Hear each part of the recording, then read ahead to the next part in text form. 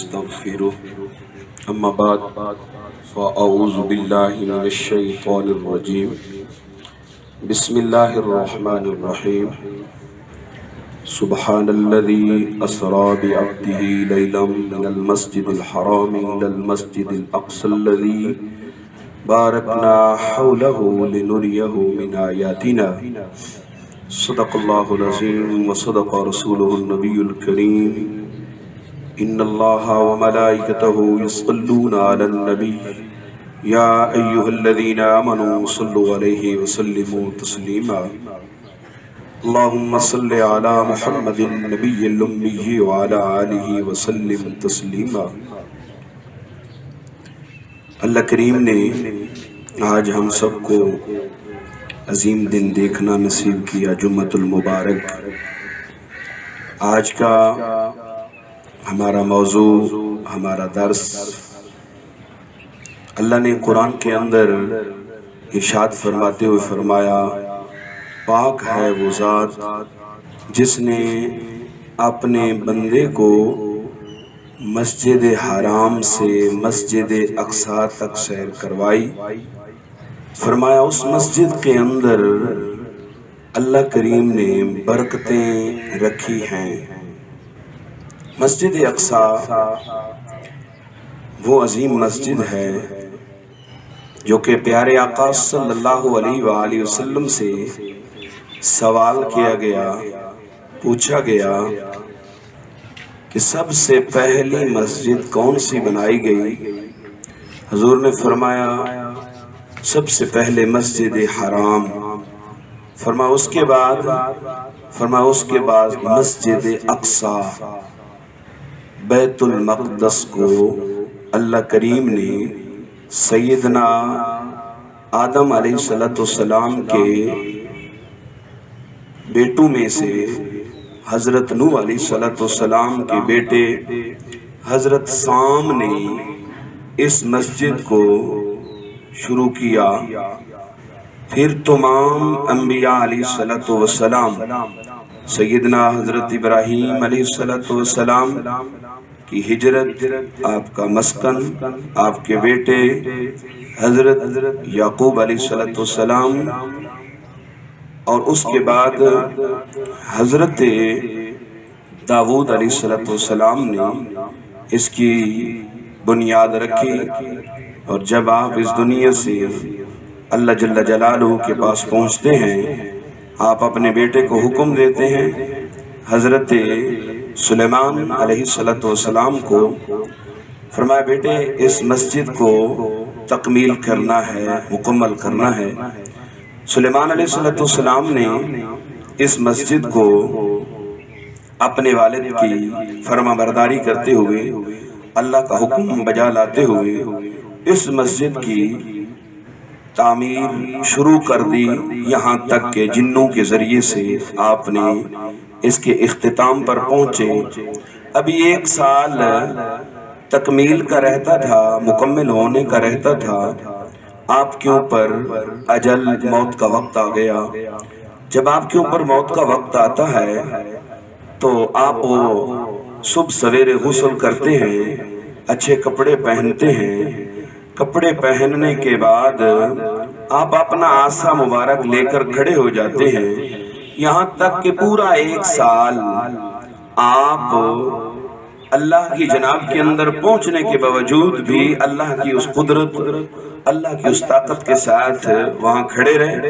جنات نے بیت المقدس مسجد اقصی کو مکمل کیا۔ جب مکمل ہو گئی، مکمل ہونے کے بعد حضرت سلیمان علیہ السلام جس آسے پر کھڑے ہوئے تھے اس کو دیمک لگتا ہے، جس کی وجہ سے آپ زمین پر نیچے آتے ہیں اور پھر اللہ کے سپرد ہو جاتے ہیں۔ وہ بیت المقدس، وہ مسجد اقصی جو کہ ہمارے آقا صلی اللہ علیہ وآلہ وسلم وہاں تشریف لے جاتے ہیں، اور آپ صلی اللہ علیہ وآلہ وسلم نے وہاں پر 1,24,000 پیغمبروں کی امامت کروائی ہے۔ وہ مسجد اقصی جس کے اندر جمیع انبیاء علیہ السلام کی، ہزاروں انبیاء علیہ السلام کی تبلیغ کا وہ مسکن رہا، تبلیغ کا وہ مشن رہا، یہاں تک کہ حضرت زکریا علیہ السلام اپنے بیٹے یحییٰ علیہ السلام کی جب دعا کرتے ہیں تو وہ مسجد اقصی کے اندر سیدنا حضرت مریم علیہ السلام جو کہ آپ بیت المقدس کے اندر موجود تھیں، تو بے موسم پھل دیکھ کر اللہ سے التجا کرتے ہیں، اللہ ان کی مسجد اقصی کی وجہ سے دعا کو قبول کرتا ہے اور ان کو بیٹا یحییٰ علیہ السلام عطا فرما دیتا ہے۔ اور پھر سیدنا عیسیٰ روح اللہ کی پیدائش بھی بیت المقدس فلسطین مسجد اقصی کے قریب ہوتی ہے۔ اور پھر امام الانبیاء محمد مصطفیٰ صلی اللہ علیہ وآلہ وسلم مکہ سے ہجرت کر کے مدینہ طیبہ جب آتے ہیں تو آپ نے 16 یا 17 مہینے قبلہ اول بیت المقدس کی طرف منہ کر کے نماز پڑھی، اور پھر اللہ جل جلالہ کا جب حکم ہوا تو رسول اللہ صلی اللہ علیہ وسلم نے مسجد قبلتین کے اندر اپنا رخ جو ہے بیت اللہ مسجد حرام کی طرف کر لیتے ہیں۔ رسول اللہ صلی اللہ علیہ وسلم کے صحابہ پوچھتے ہیں کہ یا رسول اللہ صلی اللہ علیہ وآلہ وسلم، اس بیت المقدس مسجد اقصی کی اہمیت کیا ہے؟ حضور نے فرمایا سلیمان علیہ السلام جب اس کو تعمیل کر کے مکمل ہوئے آپ نے 3 دعائیں مانگی، فرمایا اے میرے رب جب میں فیصلہ کروں تو وہ فیصلہ اللہ کریم تیرے مطابق ہو، اور فرمایا کہ جو تو نے مجھے حکومت دی ہے کیا میں قیامت تک ایسی کسی کو حکومت نہ دینا، اور تیسری جو دعا فرمایا اللہ کریم یہ جو میں نے مسجد بنائی ہے بیت المقدس مسجد اقصی، مسجد اقصی میں نے جو تعمیر کی ہے اس کے اندر جو نماز پڑھے، اے اللہ اس کے اندر نماز پڑھنے والے شخص کے یوں گناہ ختم کر دے جیسا کہ وہ ماں کے پیٹ سے بچہ جنم لیتا ہے اور گناہوں سے پاک اور صاف اور شفاف ہوتا ہے، میری مسجد میں پڑھنے والا نمازی گناہوں سے پاک اور صاف ہو جائے۔ رسول اللہ صلی اللہ علیہ وآلہ وسلم نے فرمایا کائنات کے اندر مقدس سیر کرنی ہو، مقدس جگہوں پر جانا ہو تو فرمایا 3 جگہوں کا نیت اور ارادہ کر لو، مسجد حرام، مسجد نبوی اور مسجد اقصی۔ رسول اللہ صلی اللہ علیہ وسلم نے فرمایا یہ وہ مسجد اقصی ہے جو ایک نماز پڑھنے کے ساتھ اس کو 50,000 نمازوں کا ثواب دیا جائے گا۔ فرمایا مسجد اقصی وہ مسجد اقصی ہے کہ دجال جو اپنے پورے فتنے کے ساتھ آئے گا، لیکن 4 جگہ ایسی ہیں جہاں دجال کا داخلہ بند کر دیا جائے گا۔ فرمایا مکہ مکرمہ، بیت اللہ، مدینہ منورہ، مسجد نبوی، یروشلم، بیت المقدس، مسجد اقصی میں اس کا دروازہ بند کر دیا جائے گا، اور مسجد طور کے اندر اس کا دروازہ جو ہے وہ بند کر دیا جائے گا۔ وہ مسجد اقصی جو کہ رسول اللہ صلی اللہ علیہ وآلہ وسلم کے ارشادات گرامی کے اندر یہ بات موجود ہے کہ حضور نے فرمایا ایک وقت آئے گا اس کے اندر نماز پڑھنے کے لیے لوگ ترسیں گے۔ یقیناً یہ مسجد اقصی یہودیت، عیسائیت، مسلمانوں کے لیے، سب کے لیے یہ قابل تعظیم رہی، لیکن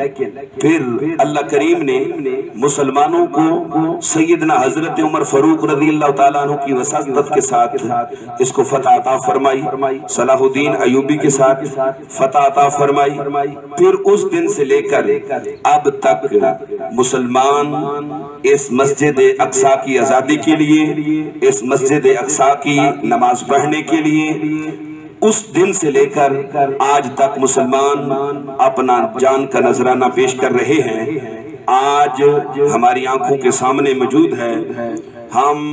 ایز اے ادارہ، ہم ایجوکیٹر ادارے کے تمام سٹاف، طلباء،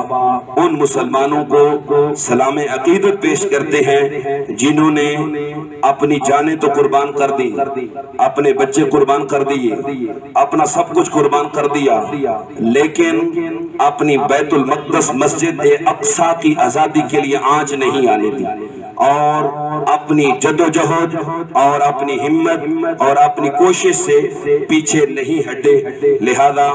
ان مسلمانوں کو سلام عقیدت پیش کیا جاتا ہے، اور ہم تمام ادارہ کا سٹاف اور طلباء اور تمام ادارے کے سربراہان ان مسلمانوں کے ساتھ دعا گو ہیں۔ اللہ کریم ان کے ساتھ جو ہے وہ ہمیشہ مدد اور معاونت فرمائے۔ یقیناً وہ مسلمان جو اپنی جدوجہد کے لیے لڑ رہے ہیں، ان کو آخرت یاد ہے، ان کو جنت کے نظارے دکھائے جا رہے ہیں۔ وہ امن کے دائی لوگ جو کہتے ہیں کہ ہم کیا کرتے ہیں، رائٹس، حقوق کا خیال رکھتے ہیں، کتے اور بلی اور جانوروں کا خیال رکھنے والے، آج ان کو معصوم بچے نظر نہیں آتے، آج ان کو مسلمان معمر نظر نہیں آتے، آج ان کو مسلمان عورتیں نظر نہیں آتی۔ ہم ان کو یہ دعوت دینا چاہتے ہیں، تمہیں اپنے مال کے اوپر گھمنڈ ہے، تمہیں اپنی سلطنت کے اوپر گھمنڈ ہے، لیکن یاد رکھیے گا اللہ کریم قرآن کے اندر سورۃ حاقہ کے اندر فرماتا ہے یہ تمہارا مال کام نہیں آئے گا، یہ تمہاری سلطنت کام نہیں آئے گی۔ تم نے کہا کہ ان کے اوپر پانی،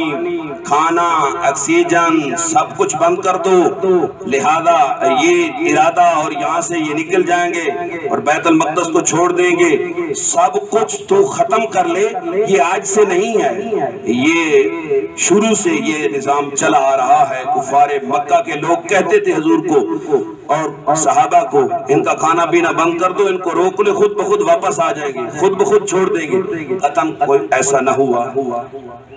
اس کی یہ سوچ ہے۔ مسلمان الحمدللہ ان کے ساتھ ہیں، مسلمان تمام ان کے لیے دعا گو ہیں۔ ایک وقت آئے گا یقیناً بیت المقدس کی آزادی، بیت المقدس مسلمانوں کے ہاتھ میں ہوگا، اور اللہ کریم ان کی یہ شہادتیں ہیں وہ رہے گا اور ضائع نہیں کرے گا۔ اللہ کریم سے التجا ہے اللہ تعالی ہم سب کو ان مسلمانوں کے ساتھ یقیناً دعا اور پھر ان مسلمانوں کے حالات کو دیکھ کر اپنے آپ کو سنوارنے کی اور اپنے آپ کو اسوہ حسنہ کے مطابق زندگی بسر کرنے کی توفیق عطا فرمائے۔ وآخر دعوانا الحمدللہ رب العالمین۔ آخر پر دعا کریں گے اور اس کے بعد بسم اللہ الرحمن الرحیم۔ اللہم صلی علی سیدنا و مولانا محمد مبارک وسلم۔ رب کائنات آج عظیم دن، بابرکت دن، جمعۃ المبارک کا دن ہے، قبولیت کی گھڑیاں ہیں۔ اللہ کریم ہم ان مسلمانوں کے لیے دعا گو ہیں یا اللہ جو بے گور و کفن پڑے ہوئے ہیں، بچے لاوارث پڑے ہوئے ہیں، اللہ کریم ان کی مدد اور معاونت فرما۔ وہ تو کریم رب ہے جو کہ موسیٰ علیہ السلام کو فرعون سے محفوظ رکھ سکتا ہے، ابراہیم کو آگ سے محفوظ رکھ سکتا ہے، یونس کو علیہ السلام کو مچھلی کے پیٹ سے محفوظ رکھ سکتا ہے۔ رب کائنات یقیناً تو ابابیلوں سے اپنے بیت اللہ گھر کو حفاظت فرما سکتا ہے۔ اللہ ان مسلمانوں کی حفاظت فرما، بیت المقدس کو آزادی اور فتح اور نصرت عطا فرما۔ یا اللہ یہ جو نسل کشی کا کام کر رہے ہیں، اللہ کریم ایسے لوگوں کو نیست و نابود فرما۔ اللہم اغفر وارحم وانت خیر الراحمین واعف عنا واغفر لنا وارحمنا انت مولانا فانصرنا علی القوم الکافرین۔ وصلی اللہ تعالی علی خیر خلقہ محمد وعلی آلہ وصحبہ اجمعین برحمتہ۔